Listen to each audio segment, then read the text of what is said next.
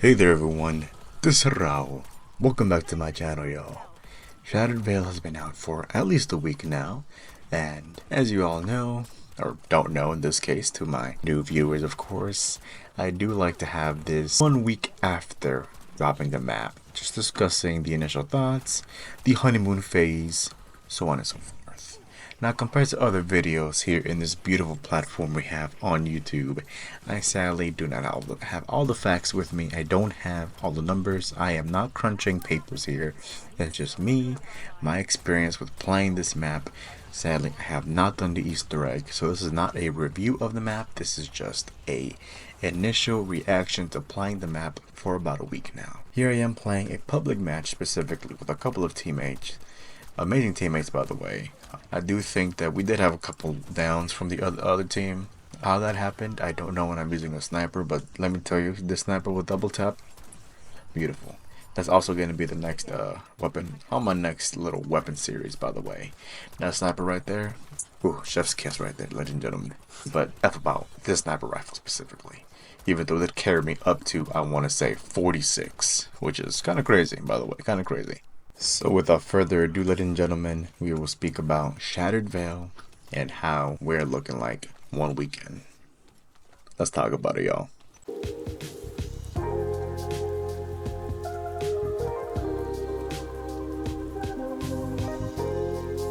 Now, I don't want to make this video too long, so we're going to keep it nice, precise, and quick, ladies and gentlemen. I do have some points here from, again, the short amount of time I've played, 1 week in Shattered Veil. In this occasion, thankfully, the mansion was not just a single house that we were originally thinking we were going to play in. We were all expecting a World at War vibe kind of map. Smaller, tighter, but less elites and more zombies. That's what we were expecting. And that is not what we got, ladies and gentlemen. We ended up getting a map comparable to Citadel, and in some cases even having a better flow and actually a better layout, which is crazy to believe considering it's supposed to rival some of the best, like the Eisendrache, and yet it didn't hit that mark, sadly. Don't get me wrong though, Citadel is an amazing map, but with how it's aged over time, I do believe that instead of it being an S, I personally would rank it an A.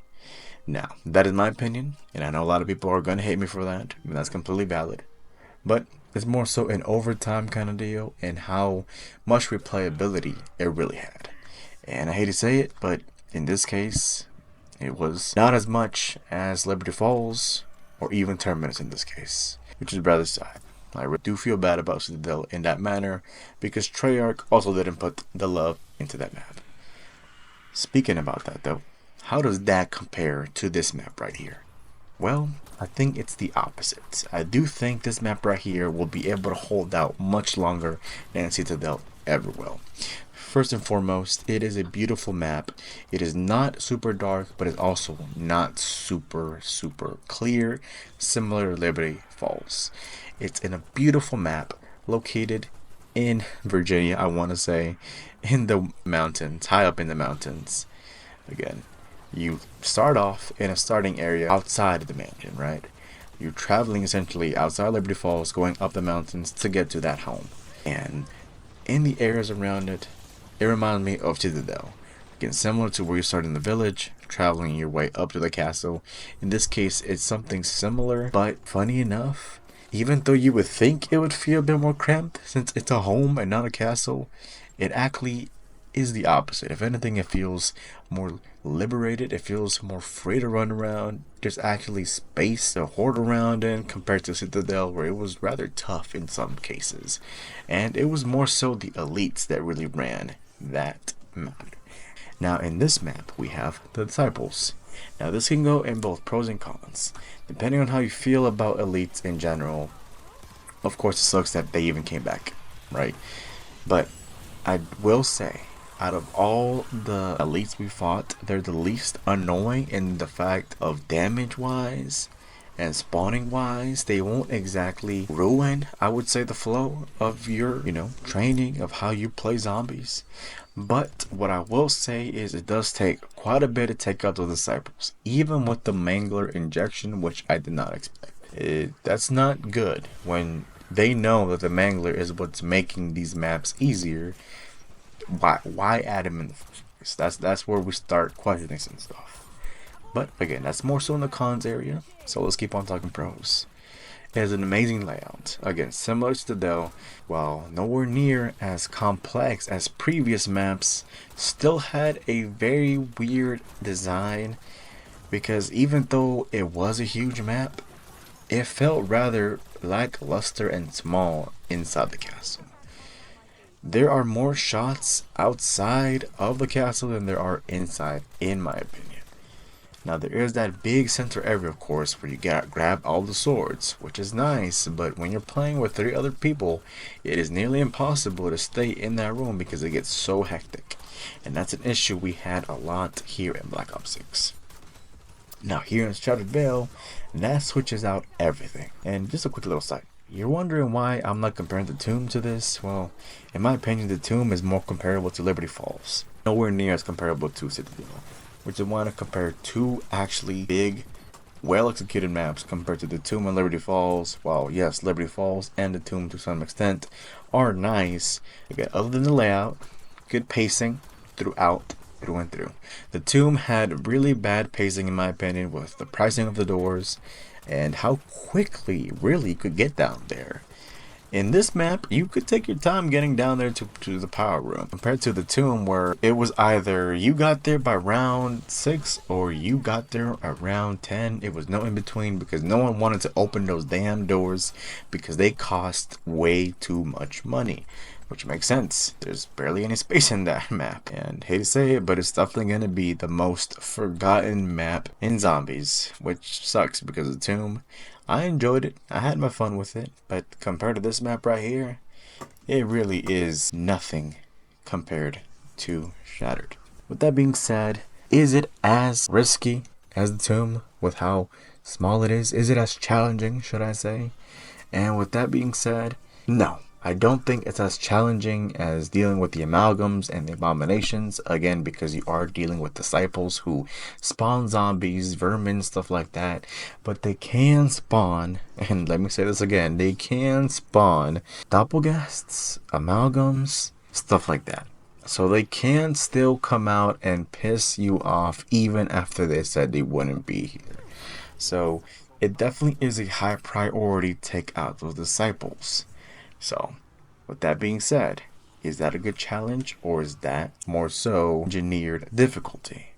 And I have to say it's a bit of both, because they aren't overfilling the spawn area or the area specifically where you're playing with other people with disciples compared to like manglers or doppelgas, amalgam, so on and so forth, which I do appreciate because again, in the previous maps they added way too many elites for no reason.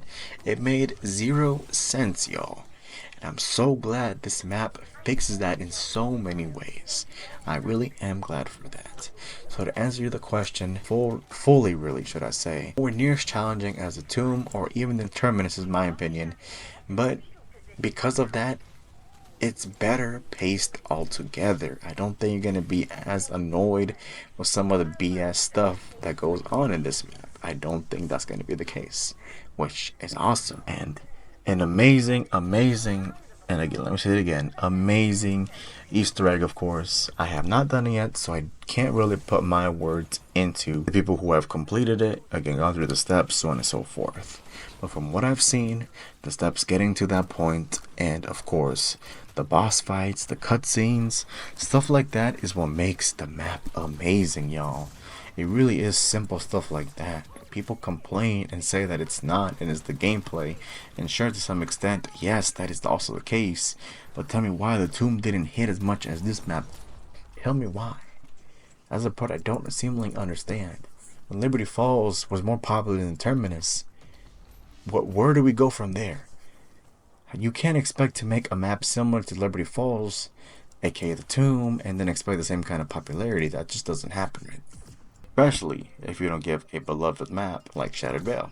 And this map right here, it honestly feels like a sorry to zombie fans. It generally feels like, hey, we know the Tomb was okay? We won't do that again. That's how it felt like. It felt like an outbreak zone. it's a small little area. But enough about the tomb, y'all. We're here in Shattered. Again, strong, amazing Easter egg. Once I get to that, I'll be able to talk more about it, of course. Alongside the Easter eggs come the wonder weapons, and that also are beautiful and strong in this. Of course, the Wonder Wolf and the Ray Gun Mark. Now, we do have variants for them, and we do have different upgrades for these weapons. But overall, without getting into too much detail, again, not many numbers here, not many details about every single thing. Without getting into full much detail, those are strong weapons, and as you can see, I am using some of these weapons in this gameplay right here, and they're very useful to me. They're amazing. I'm very happy they're back. Would have preferred newer weapons, and I do hope that the next map will have that.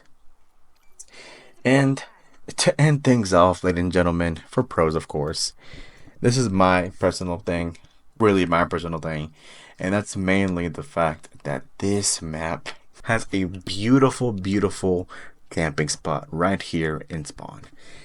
I made a video a couple of days ago, maybe a week or two ago, speaking about camping spots and if we had missed it here in Black Ops 6. And it really is how you make camping spots, honestly, man. Genuinely, it really is how you make camping spots. You really could camp anywhere, but this game is really tough to do it on.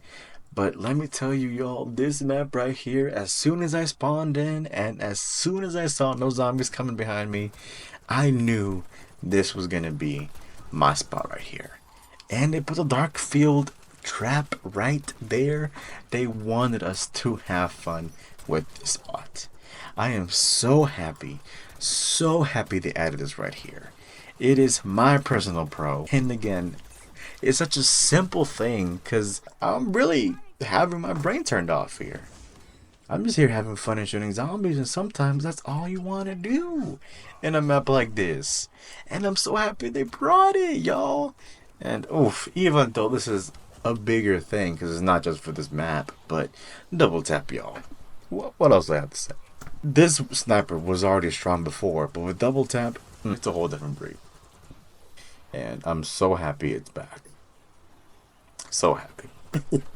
So again, with the camping spot and the double tap being back, this spot right here is gonna be my spot until we get something new. But yeah, y'all, I don't have too many cons, thankfully. I do want to say this map is, in my opinion, more balanced than Terminus, which is crazy to say, but I do think Shattered Veil is definitely more balanced. Now, Terminus, with that being said, is going to be an A tier map that slowly becomes an S tier as time goes on, similar to Shadows of Evil.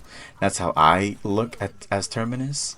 But Shattered Veil can also be a map similar to Gorod, a masterpiece on its own, and it's DLC 3, so it's like somehow DLC 3s in Black Ops series keep amazing us. Somehow, some way, we keep getting amazed by these maps, and this map delivers, y'all. And this wasn't even a con, but here I am still essentially glazing the map. Let's go to the cons, of course. One of them is sadly similar to Citadel de Morts. If no love is given in future updates, again, similar to how they didn't update the sword damage, sword weaponry, a lot of the fun stuff they were doing during the Easter egg stuff, like I want to say the power drill thing, where it was doing more damage than the swords, which, like, that's entirely on you guys for not realizing that. Like, don't blame us for having fun. But again, if no love is given post-launch of Shattered Veil, that is going to suck. Like, even small stuff over time can generally give more life to the map. It's the map that keeps on giving, the stuff that keeps on giving. That's what we like.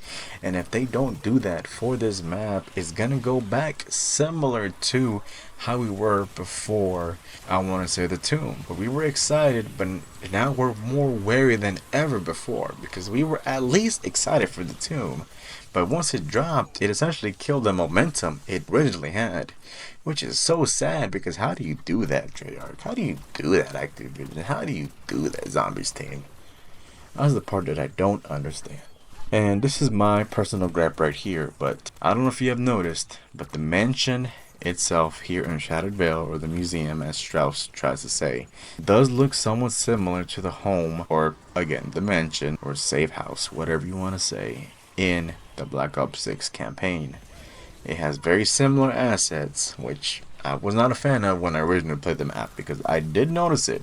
As soon as I played the map, it looked very similar. It had this similar gray tone, of course, to the map. So that alone wasn't giving me a good sight. I'm like, dang, it took y'all this long to do this? And again, no dark ether love here in this map. No dark ether areas from what I remember. Again, there might be some in the Easter egg itself. But from what I've seen, I haven't seen that purple hue in so long, and I'm getting tired of it, y'all. Like, first y'all make it a still image in the tomb, and now y'all don't even bring it back here. Like, why did y'all bring this cool concept in and then very touchy? Yo, that's what pisses me off. That's how you know it's a con, when it's pissing me off and not making me happy. And special zombies. Instead of the vermin, instead of the stupid mosquitoes, I don't even know the names, parasites, there we go. Instead of those zombies, it's funny enough that you still see them on the screen. They're still there, by the way, but they're not the specials, or should I say, like dogs in this map. Instead, we have zombies very similar to the Megaton zombies in the machine. They have a toxic that drop afterwards once you kill them, which isn't terrible. Well, you know what is terrible is when they slow you down after you get hit by them. That's the worst part. And that's sadly not even though I just said the worst part, not even the worst part. That's how much hyperbole I gotta add to this message right here, y'all. After it slows you down, it will go much faster. For some reason, I don't know why. I don't know if it's just my game, but I've noticed that these specials be running at an extremely fast rate to the point where they make some super sprinters jealous. I was like, are they meant to run this fast, or is it a glitch? Because all of a sudden, once they hit you, they just start moving quicker than normal, which I never understood that. So it might just be a case in my own, but from what I noticed, those special elites are really tough to deal with, especially in the beginning early rounds. But with that being said, I do appreciate the small challenge that we do have now with the special zombies, which of course sucks because you think you're gonna get a free max ammo, but next thing you know, you see all your teammates down and you have 50 of them surrounding you. So good luck with that. And from the final con that I could see, of course, have to end it off with me saying the elites. This can be on the pros and cons, but I have to bring it up again because they keep bringing it up again and again. So we'll keep doing it again and again until it's fully over. Elite zombies are back with the elder disciples as they are known. They aren't terrible to take out, but they do take, honestly, they're bullet sponges. I ain't gonna lie to you. I honestly felt like they were going to bring the abomination back. Genuinely, because that thing has a very similar life force to the abomination. It has so much HP. It is unbelievable, y'all. It is crazy how much XP, life points that thing genuinely has. The Reagan sometimes doesn't do it all the time. You really need to be adding all that firepower onto that zombie once you see it. And there are some weaknesses to it. From what I figured out, the dead wire alternate ammo type is a very good way to fight against other disciples, and of course the light men. But the fact that we have to use these to take out a zombie that appears every 3 rounds, and that will essentially mess up your flow because again they spawn out of nowhere. That's the one thing I will say, that once you're in that camping spot that I was so happy before, if you're not careful, they will spawn right next to you, and you won't even see it until it's actually surrounded you. So you do have to be careful. But with that being said, if you can take care of the elites quickly, I don't think it's going to be too much of a hassle for you.